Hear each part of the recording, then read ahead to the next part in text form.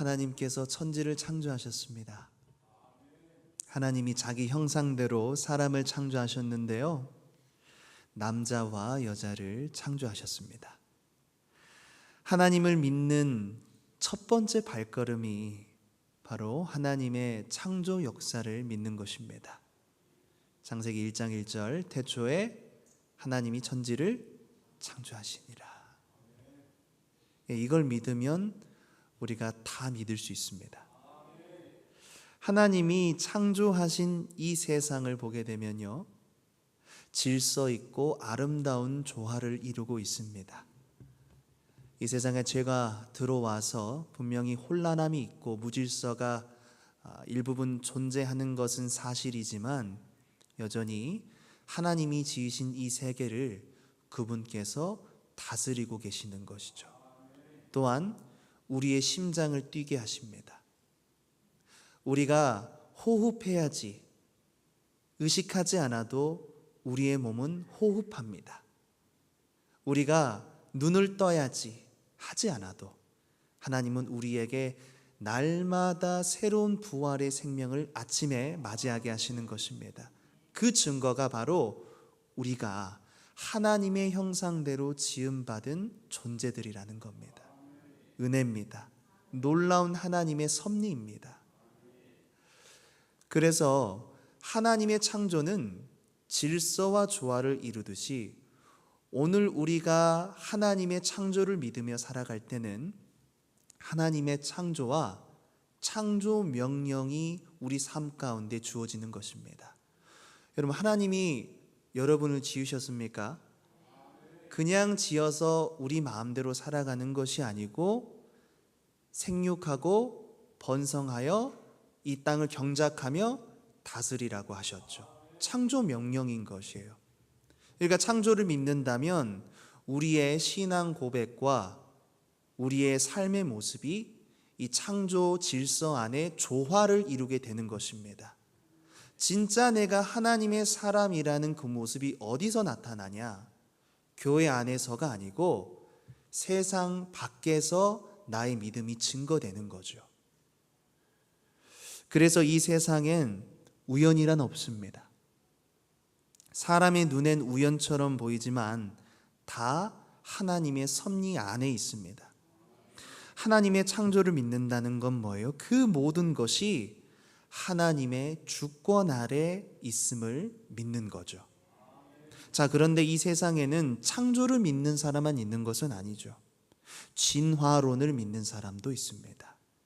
어떤 원핵 생물이 있었는데 대표적으로 남조류가 있습니다.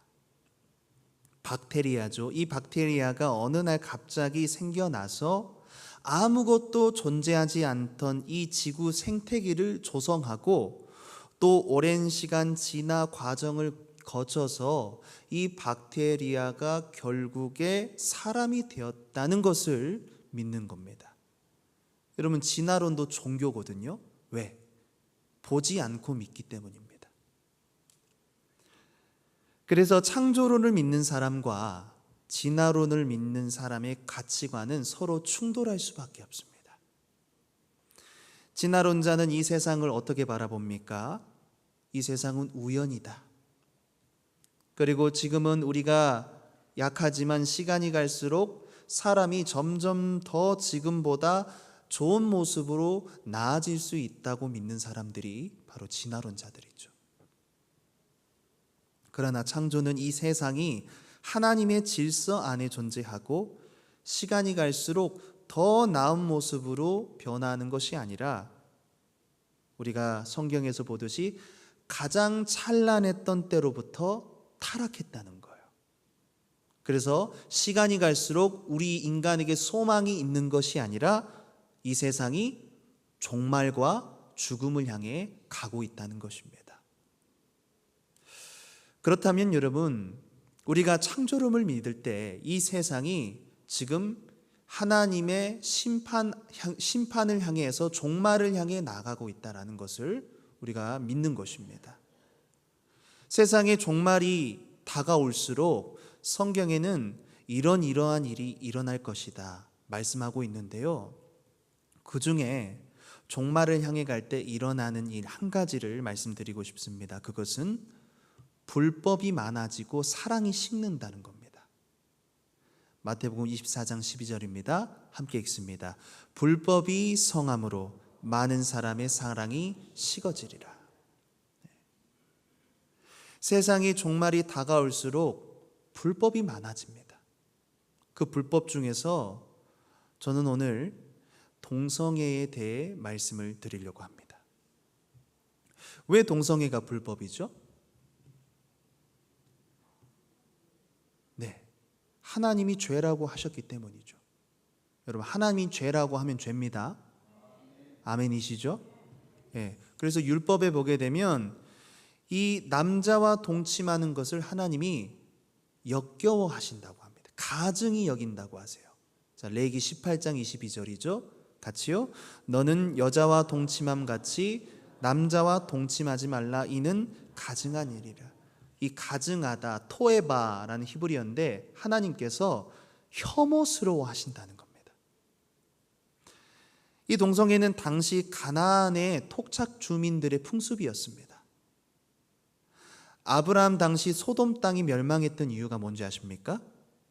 네, 이 동성애가 왕성해짐으로 말미암아 그 소돔 땅이 유황불이 내려가지고 다 멸망한 것입니다. 이게 역사입니다, 여러분. 그러니까 불법이 가장 극심하게 달해 있을 때의 상태가 뭐예요? 동성애를 죄라고 여기지 않을 때. 여러분, 이게 가장 두려운 때라는 것입니다. 그래서 여러분, 동성 간의 성교를 가리켜서 영어로 소도미라고 하는 거예요.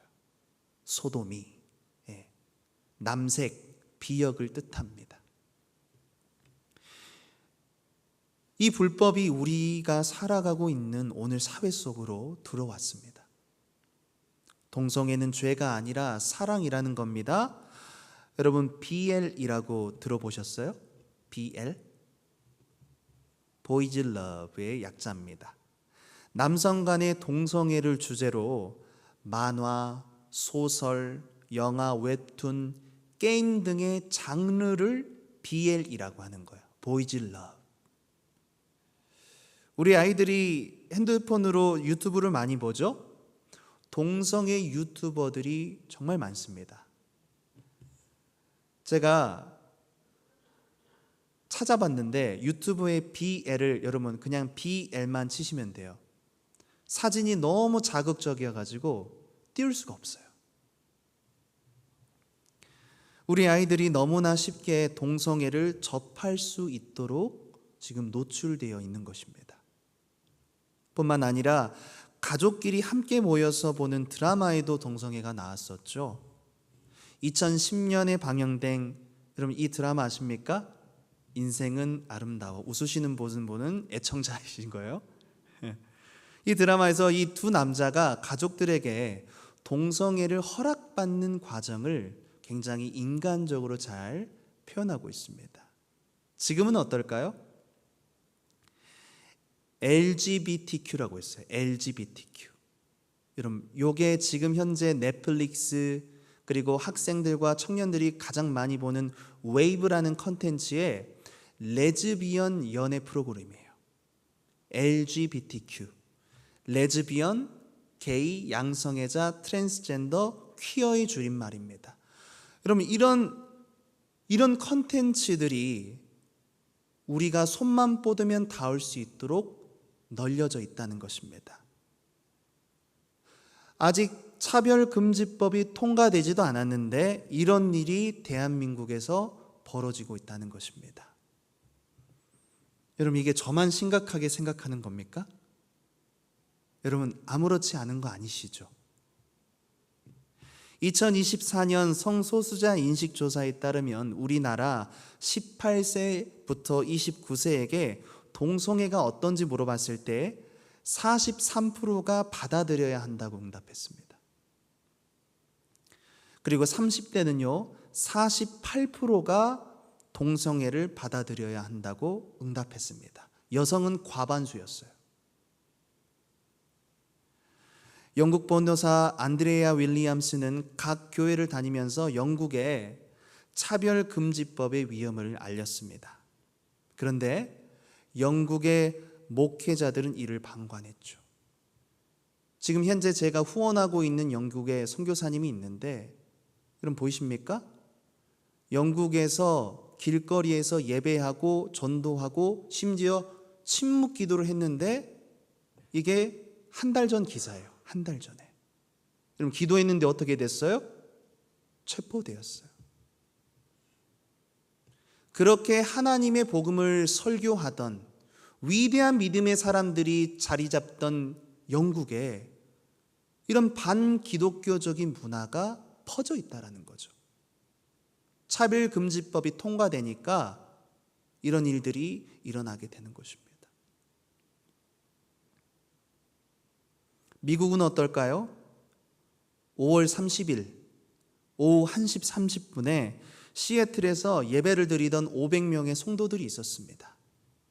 그런데 그 자리에서 성소수자들에게 최루탄을 맞았습니다. 예배를 드리고 있는데 최루탄이 날라온 거예요.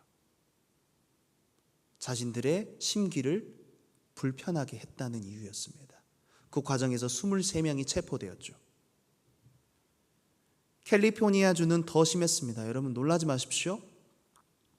차별금지법이 통과되고 난 뒤에 부모들은 자녀들에게 네 성은 남자야, 네 성은 여자야, 이런 정체성을 교육할 수가 없도록 법안이 발의된 거예요.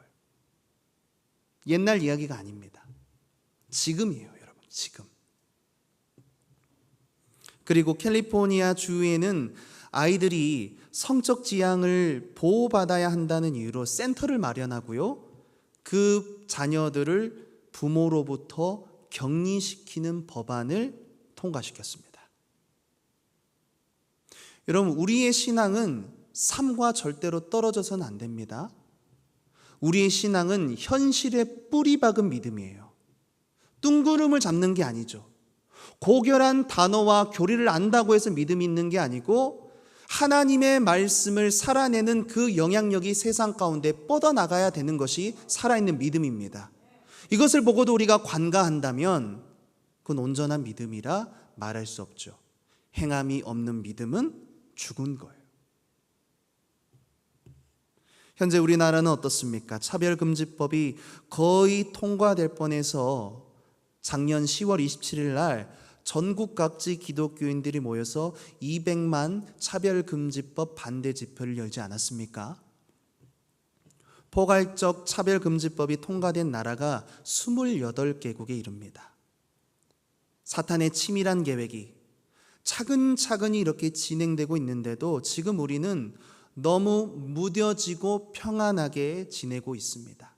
대부분은 자신과 상관없는 이야기라 생각하고 관심을 갖지 않습니다. 일단은 내가 동성애자가 아니고 내 주변에 그런 사람도 없고 내가 일단 먹고 살기 바쁘니까 관심을 가지지 않는 겁니다. 그러나 이것이 사탄의 속임수입니다. 처음부터 사탄은 동성애 가정을 합법화하지 않았죠. 영국은 처음에 성인 동성애만 합법화를 했습니다. 성인만. 자, 그리고 10년이 지나니까 성인이 아니라 나이 제한을 지었어요.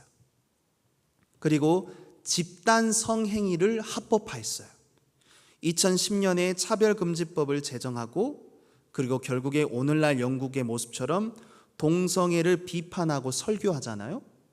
그러면은 혐오 범죄자로 처벌받는 법이 이루어지게 된 것입니다. 저도 이제 법이 통과되면 목회자들이 성경을 읽고 동성애를 죄라고 말하면 제가 죄인이 되는 거예요. 죄를 죄라고 말했는데 역차별이 일어나는 겁니다. 현재도 차별금지법 발의는 계속 시도되고 있습니다. 여러분 끝나지 않았습니다. 우리가 기도해야 됩니다. 깨어서 정신을 차리고 마귀를 대적해야 됩니다. 이제는 그 이름을 바뀌어가지고요, 여러분 성평등법이라고 말을 해요. 내용은 같아요. 그리고 여러분 검색해 보세요. 성평등 가족부를 만드는 계획을 추진하고 있어요. 성평등 가족부. 공공기관, 금융기관에 성소수자가 30%를 넘기도록 한다는 법안입니다. 우리의 자녀들이 그런 사람들과 함께 사회생활을 해야 되는 거예요. 사용된 단어들을 보면 직접적으로 교회, 기독교인, 성경 등과 같은 용어들을 전혀 사용하고 있지는 않지만 그 발의 내용을 보게 되면 반성경적이고 교회를 무너뜨리는 심각한 법안임을 금방 알 수 있습니다.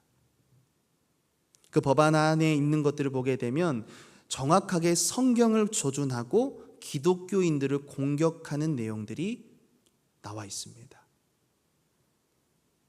여러분, 차별금지법은 어떤 내용을 담고 있을지 잠깐 다루려고 하는데요.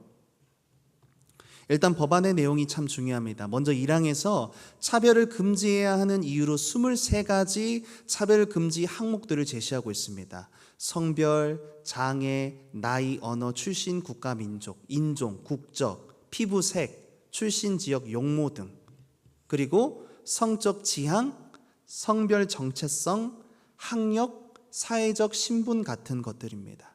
그리고 2조에서는 이 23가지 항목들 가운데 6개의 뜻을 정의했습니다. 이게 중요하죠. 여러분, 몇 개를 정의했다고요? 6개를 정의했는데 여기서 6개 중에 3가지가 성에 관한 것입니다. 이 3가지가 너무나 중요합니다. 성별, 성적 지향, 성별 정체성입니다. 그러니까 나머지 3개는 별로 관련이 없는 거예요. 여러분, 만약에 차별금지법의 목적이 정말 이 기존에 있었던 23개의 항목들을 모두 다시 재갱신하는 거라면 하나하나 비중 있게 다뤄야 되는 거거든요. 그렇죠? 그런데 6개 정의 중에서 성과 무관한 3개, 장애, 출신 지역, 학력은 이미 법안이 제정되어 있기 때문에 새로운 내용이 없어요. 그런데 이 성 관련 정의는 이전에 없고 차별금지법으로 통해서 새롭게 만들려고 하는 내용인 것입니다. 문제가 바로 여기서 나타납니다. 차별금지법이 새롭게 정의된 성 개념에 맞추어서 새로운 법을 만들겠다는 의도를 드러낸 것이죠. 분명히 성에 대해서 새롭게 정의를 다룬다는 것은 그 안에 숨겨진 의도가 담겨 있는 것입니다. 자, 첫 번째, 성별의 정의입니다. 제가 법을 가져와서 좀 자막으로 준비했는데요. 같이 한번 읽어보겠습니다. 시작. 차별금지법 제2조 1항 성별을 이렇게 정의한다. 성별이란 여성, 남성 그 외에 분류할 수 없는 성을 말한다. 그러니까 남성과 여성 위에 제3의 성들을 인정하고 있습니다. 차별금지법 2조 5항입니다. 성별 정체성이란 자신이 인식하는 성으로 생물학적 성과 다를 수 있다. 무슨 말이죠, 여러분? 성전환 수술을 하지 않아도 내가 여자라고 느끼면 여자로 인정을 해줘야 된다는 거예요. 만약에 제가 오늘 점심 때 여자인 것 같아가지고 여자 화장실에 들어가면 여러분 여자로 인정을 해줘야 된다는 법이라니까요. 안 놀리시네요. 그러니까 생물학적인 구조에 의해서 결정되는 게 아니고, 좀 자녀가 뱃속에 있을 때 이제 한 16주 되면은 남잔지 여잔지 알 수가 있어요. 점이 있냐 점이 없냐 그걸로 알 수 있습니다. 점이 있으면 남자고 점이 없으면 여자예요. 그런데 사람이 어떻게 생각하는지에 따라서 성 정체성이 결정된다는 것입니다. 여러분, 사진을 보게 되면 이 성이 몇 개가 있냐면요, 이게 다 성이에요. 몇 개예요? 24개의 성이 있습니다.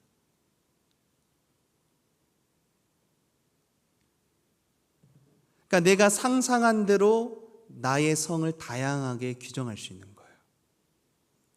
남성도 아니고 여성도 아니고 중성으로 내가 살아갈 수도 있고, 또 중성 외에도 제3, 제4, 제5의 다양한 성으로 나를 인지할 수 있습니다. 그러니까 상대가 나를 바라보는 성하고 내가 스스로 인식하는 성하고 다른 거죠.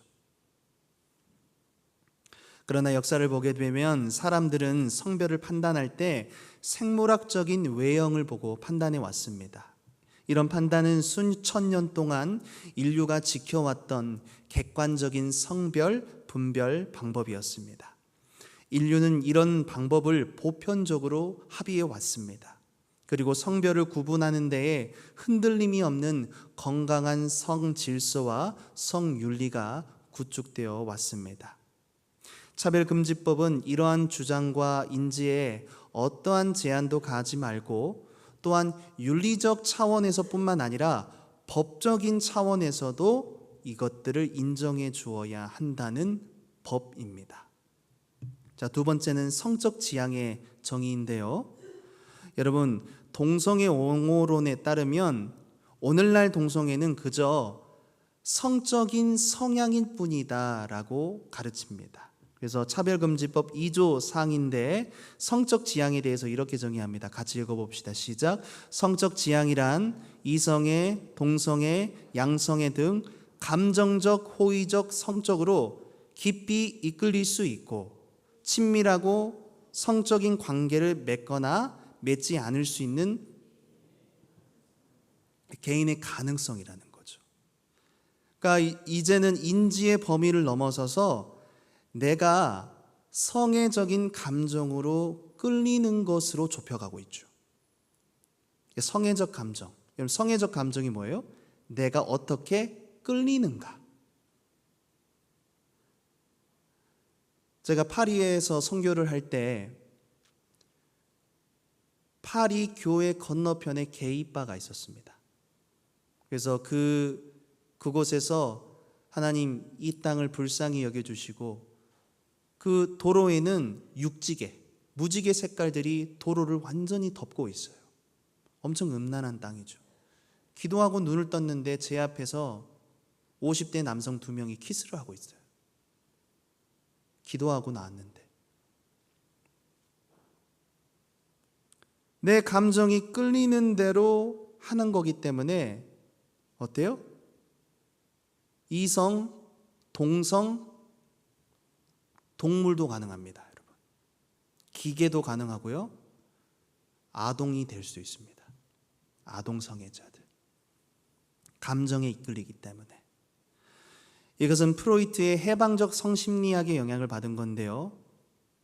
그의 견해를 보게 되면 인간에게는 성적인 욕망이 원초적으로 본능으로 주어져 있기 때문에 이 본능은 신의 계명, 윤리적 규제, 이성, 의지로 통제가 불가능하고 또 통제해서는 안 된다고 했습니다.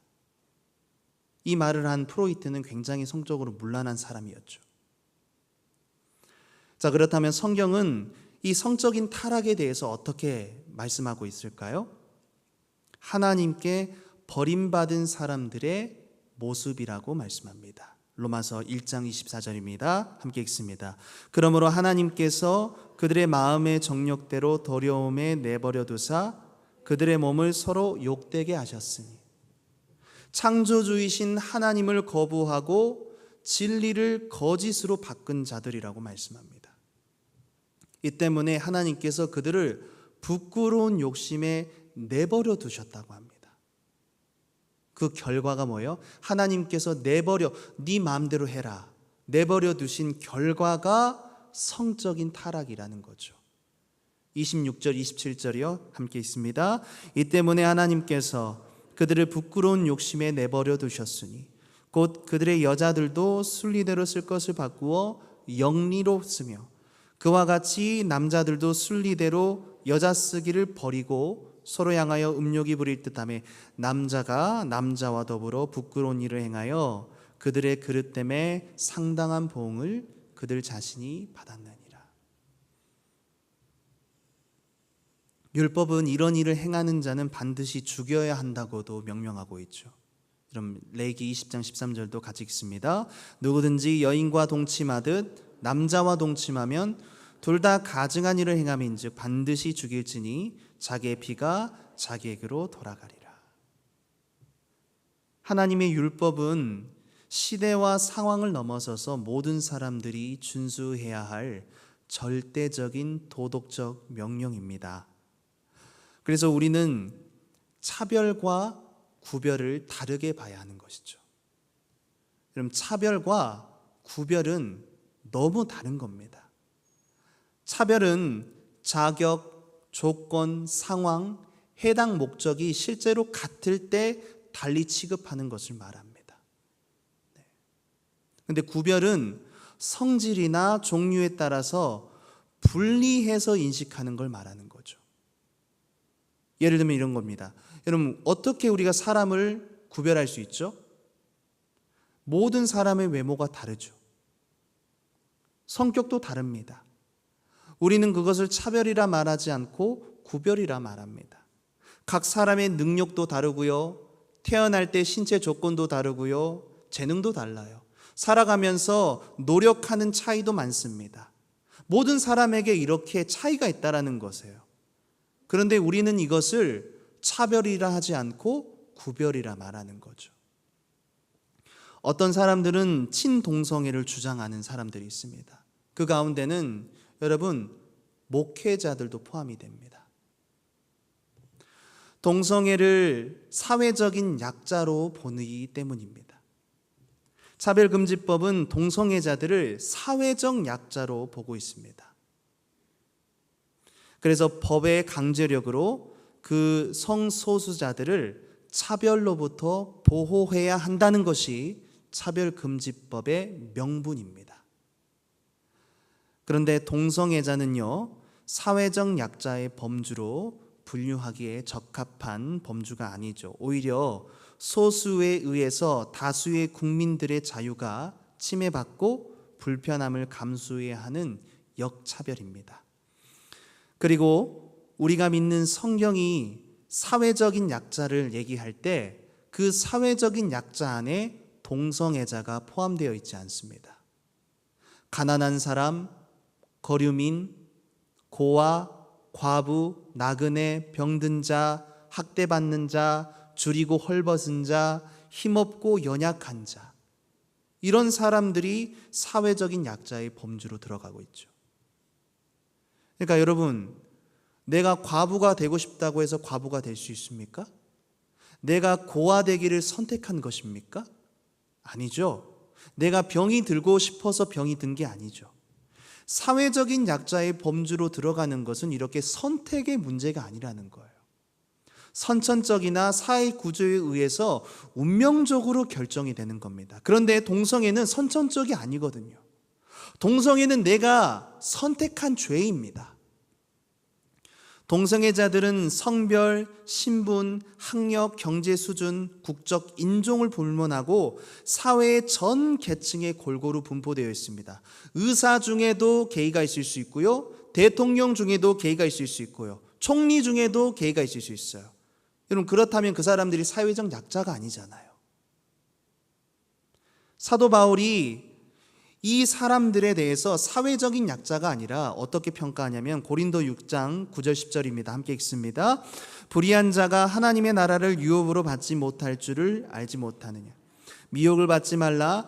음행하는 자나 우상 숭배하는 자나 간음하는 자나 탐색하는 자나 남색하는 자나 도적이나 탐욕을 부리는 자나 술 취하는 자나 모욕하는 자나 속여 빼앗은 자들은 하나님의 나라를 유업으로 받지 못하리라.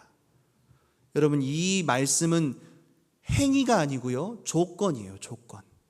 이 사람은 이렇게 했기 때문에 하나님의 나라를 못 받는 게 아니고요, 하나님의 나라를 유업으로 받지 못하는 사람들의 상태가 이렇다는 겁니다. 2018년 10월 19일 American Society of Human Genetics에서 동성애 유전자는 없다는 내용의 연구 결과가 기사로 보도되었습니다. 이에 대해 연세대 민성길 명예교수님은 다음과 같이 그 기사 보도를 이렇게 해설했습니다. 이번 연구 결과는 인간의 성적 행동이 한 무리의 DNA로 단순히 결정되는 것이 아니라는 생각을 강화시켜준다. 즉, 동성의 유전자는 없으며 비이성에는 아주 작은 효과만 있는 다양한 유전적 요소에 의해 부분적으로 영향을 받는다. 위의 연구는 가장 최근에 한 연구고요. 가장 첨단적이고 가장 큰 규모의 연구였습니다. 일부 과학자들이 지금까지 동성애 유전자를 발견하려고, 동성애가 선천적인 것이라는 걸 발견하려고 노력했지만 여러분, 그런 DNA는 존재하지 않았죠. 결국에는 실패한 것입니다. 그렇다면 오늘 우리 교회는 이 동성애자들에 대한 어떤 바람직한 태도를 가져야 할까요? 우리는 동성애로부터 빠져나오려고 하는 사람들을 사랑으로 돕고 교회로 받아들일 수 있도록 해야 됩니다. 근데 조건이 뭐예요? 그들이 동성애를 떠나겠다는 조건이 있어야 됩니다. 무조건적인 포용은 안 됩니다. 끝내 동성애를 떠나지 않거나 의도적으로 동성애를 행하고 있는데 그 사람에 대해서 하나님은 당신을 사랑하십니다. 그래도 너를 사랑하신다고 말해서는 안 되는 거죠. 교회나 학교 안에 동성애자들이 차지할 수 있는 자리를 확보해 줄 수 있는 조건은 그들이 동성애의 늪으로부터 벗어날 수 있는 의지가 전제되어야 됩니다. 그 외에서는 교회는 단호하게 거부해야 됩니다. 동성애가 반드시 개화되어야 하는 이유는요, 성경이 말하는 결혼의 본래의 의미를 잃어버릴 뿐더러 가족이라는 교회 공동체가 해체될 위험을 겪기 때문입니다. 그래서 여러분, 우리는 동성애자를 대할 때 하나님의 아가페적인 사랑도 필요하고 그들이 거짓에서 돌이켜 올바른 진리로 돌아올 수 있도록 하나님의 말씀에 근거해서 동성애가 얼마나 심각한 죄인지 그들에게 하나님의 교리를 가르쳐야만 합니다. 하나님의 말씀으로부터 일어나는 참된 변화가 아니라면 어떤 죄로든지 자유할 수 없기 때문입니다. 말씀을 정리합니다. 여러분, 저는 법적인 얘기를 하고 있는 것이 아닙니다. 정치적인 이야기를 하는 것이 아닙니다. 신앙은 균형이 중요합니다. 성경을 보게 되면 모든 것들을 하나님의 말씀의 원리에서 살아가도록 하나님 우리에게 요구하셨습니다. 그것이 제사법이고 시민법이고 도덕법입니다. 사회, 경제, 문화, 교육, 정치, 그 모든 영역에 있어서 어느 것 하나 하나님의 말씀에서 배제할 수 있는 영역이 있습니까? 없다는 거예요. 만약 우리가 어느 것 하나라도 하나님의 말씀에 벗어난 견해를 가지고 있다, 그러면 신앙의 균형이 무너진 것이죠. 우리는 그 신앙을 뭐라고 얘기하냐면 근본주의라고 얘기하고요, 율법주의라고 얘기하는 거죠. 여러분, 신앙의 균형이 중요합니다. 내가 믿는 바를 세상을 향하여 힘있게 현실을 닿는 믿음으로 살아가야 합니다. 이곳에서 예배 드리는 것도 너무나 중요하죠. 공적인 예배는 중요합니다. 하나님이 우리에게 요구하시는 바입니다. 마찬가지로 삶의 예배도 하나님께서 우리에게 동일하게 요구하고 계시다는 것입니다. 우리의 몸으로 하나님의 거룩한 산 제사를 드리는 거죠. 모든 분야에 하나님의 말씀이 이루어지도록 해야 된다는 거예요.